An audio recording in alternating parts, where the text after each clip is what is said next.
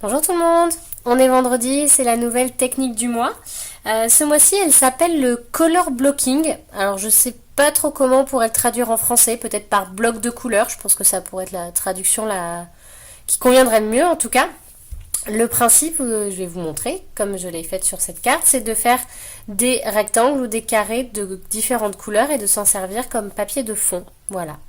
Donc on va faire ça ensemble et ensuite là, on va découper ces jolis oiseaux qui viennent de la nouvelle collection que vous découvrirez au catalogue annuel 2019-2020 que je vous ai montré dans ma vidéo des swaps de la semaine dernière qui s'appelle Esprit Mosaïque.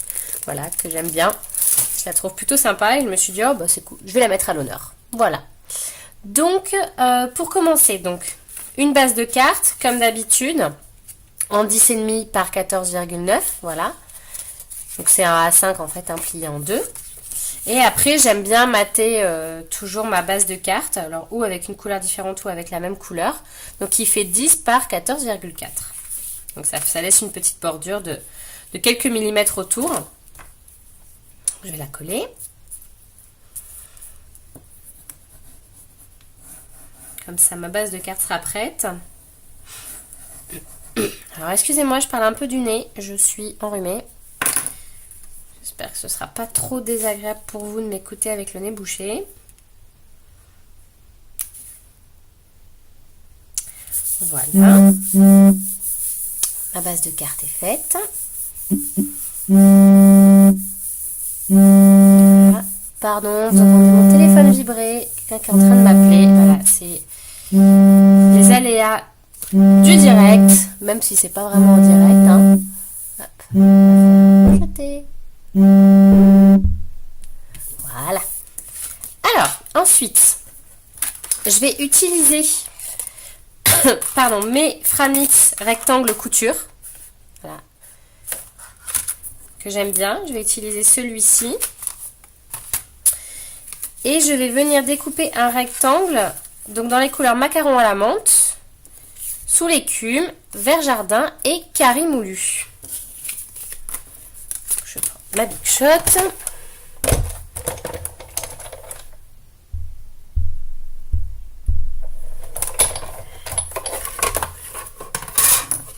Voilà. Les plaques ont un petit peu vécu.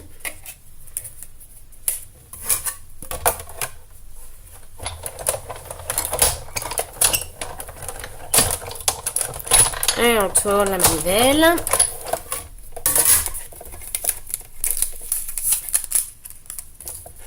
Voilà, premier rectangle.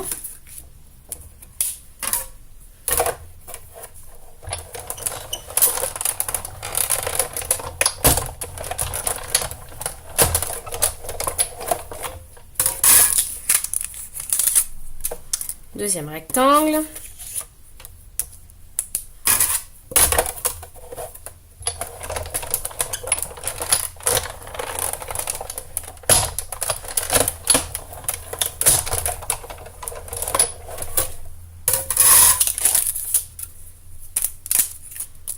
Le troisième et le petit dernier.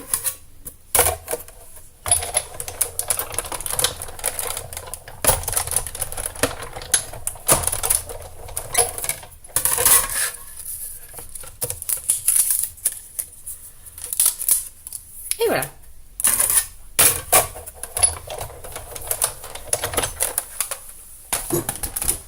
Donc ça c'est fait. Donc en soi, je pourrais très bien disposer mes rectangles comme ceci et ce serait quand même très joli. Mais je ne sais pas si vous avez vu, au fond de ma carte, j'ai tamponné ici le papillon du set de tampons Une journée splendide, voilà, qui est toujours au catalogue annuel et qui sera reconduit au prochain. Et pour ce faire, pour que mes rectangles soient bien alignés, je vais utiliser mon Stamparatus. Outil formidable, le Stamparatus. Hop. Alors, je vais enlever mon papillon, comme ça je vous montrerai. Alors attention, les aimants du Stamparatus sont très puissants. Comme vous pouvez le remarquer, j'ai déjà cassé les miens. Donc j'y ai mis un petit morceau de masking tape autour pour pouvoir les attraper plus facilement. Vous voyez, dès qu'on les approche un peu, et en fait c'est quand ils s'approchent comme ça, ils se cassent. Donc, je prends mon stand par dessus, je mets ma petite feuille protectrice. Voilà. Et je vais venir positionner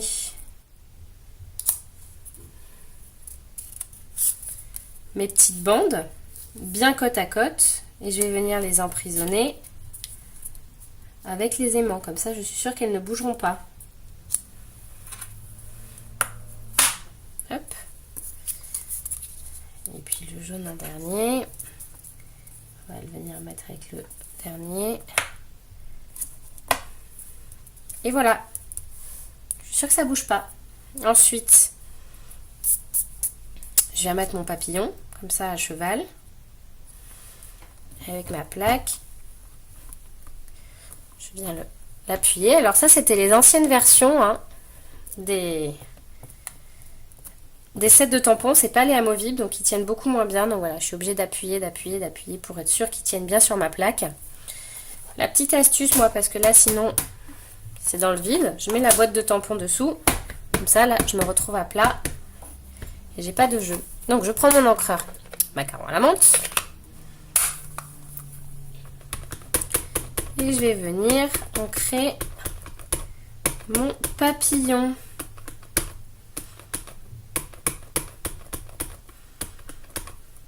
L'avantage du Stamparatus, c'est que si j'ai pas assez ancré, ou que je trouve qu'il y a des endroits qui n'ont pas bien été faits, et ben je vais pouvoir venir remettre de l'encre et retamponner. Hop, on appuie, on appuie.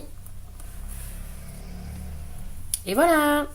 Vous voyez, si par exemple, là, il m'en avait manqué un bout, bah c'est pas grave, je remets de l'encre et j'y retourne, vu que du coup, on est exactement positionné au même endroit. Voilà, je recule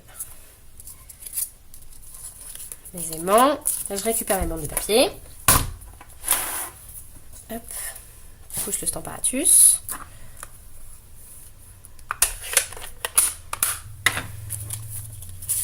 Et maintenant, je n'ai plus qu'à coller mes bandes dans l'ordre, hein, tant qu'à faire, c'est mieux, du papillon. Voilà. Donc ce que je fais, comme elles sont plus petites que ma bande, d'abord je les positionne à peu près bien. Voilà, ça devrait à peu près être droit. Et ensuite je vais venir coller d'abord celle du bas qui va me permettre de venir ensuite toutes les coller droites et dans le bon alignement. Hop.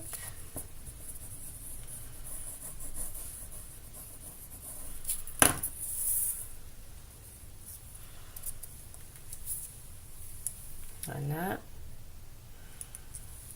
Voilà, je vérifie que je suis droite par rapport à ma base de carte. On est à peu près centré à droite à gauche. Et voilà. Et maintenant, je peux enlever les autres. La première est bien positionnée. J'ai plus qu'à coller mes bandes les unes contre les autres.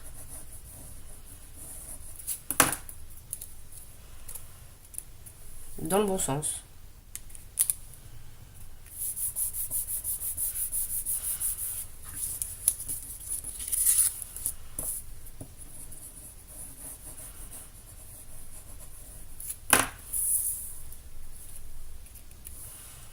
Voilà.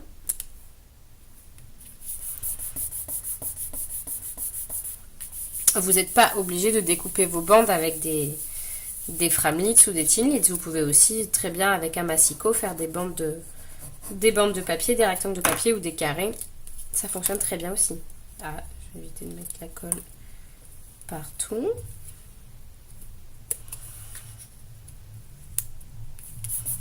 Et voilà. Hop, je vais enlever ma colle là. L'avantage de cette colle, c'est qu'elle se gratte. Histoire de ne pas abîmer mon projet. C'est pour ça que je l'aime bien cette colle. C'est que même si on a fait des choses pas jolies, et voilà. Là, ça colle plus. Et voilà ma carte. Pas mal, hein? Je trouve que ça rend plutôt bien. Alors ensuite, je vais venir mettre le petit sentiment bon anniversaire qui provient du set de tampons Biformidable. Voilà. Il est déjà sur mon blog. Pareil, je vais venir l'ancrer en macaron à la menthe.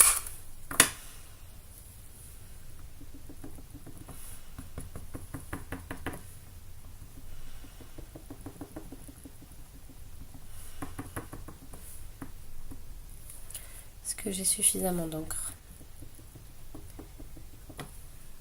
Je pense que c'est pas mal.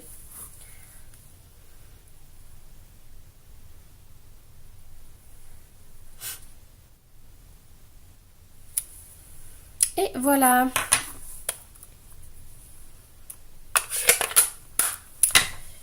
Et j'ai plus qu'à venir coller mes oiseaux. Alors je les ai pré-découpés, hein, mais vous l'aurez compris, c'est une feuille de papier imprimée et j'ai découpé au ciseau les oiseaux. Voilà. J'ai plus qu'à venir les mettre sur ma carte. Alors comment je vais mettre? Comme ça, comme ça. On va le mettre là. J'hésite. Hop. Ouais, comme ça c'est pas mal. On va plutôt le papillon dessous, mais c'est pas très grave. Hop. Donc je viens juste mettre un petit point de colle et pas trop pour qu'il puisse avoir le bec et les ailes relevées. C'est plus joli. Ça crée un petit peu de volume à ma carte. Voilà, j'attends que ça prenne. Je descends mon doigt.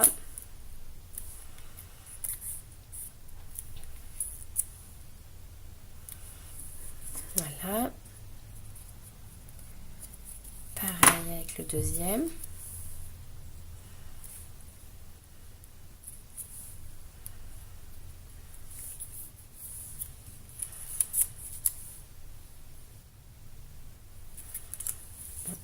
Plutôt dans ce sens-là.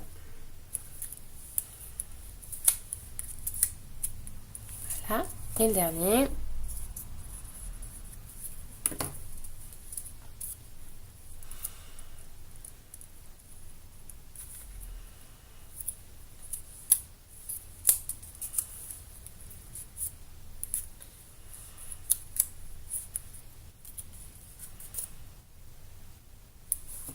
Et voilà.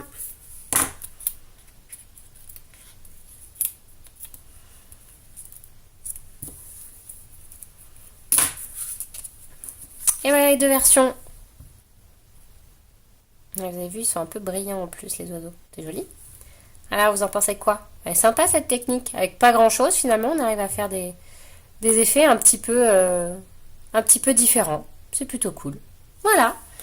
Et ben, j'espère que ça vous aura plu et que les créations, en tout cas, utilisant cette technique des copines un petit peu partout dans le monde vous auront plu également. N'hésitez pas à vous abonner à ma chaîne YouTube, à la newsletter de mon blog pour ne rien rater. Et puis, ben, je vous dis à bientôt pour d'autres créations. Au revoir!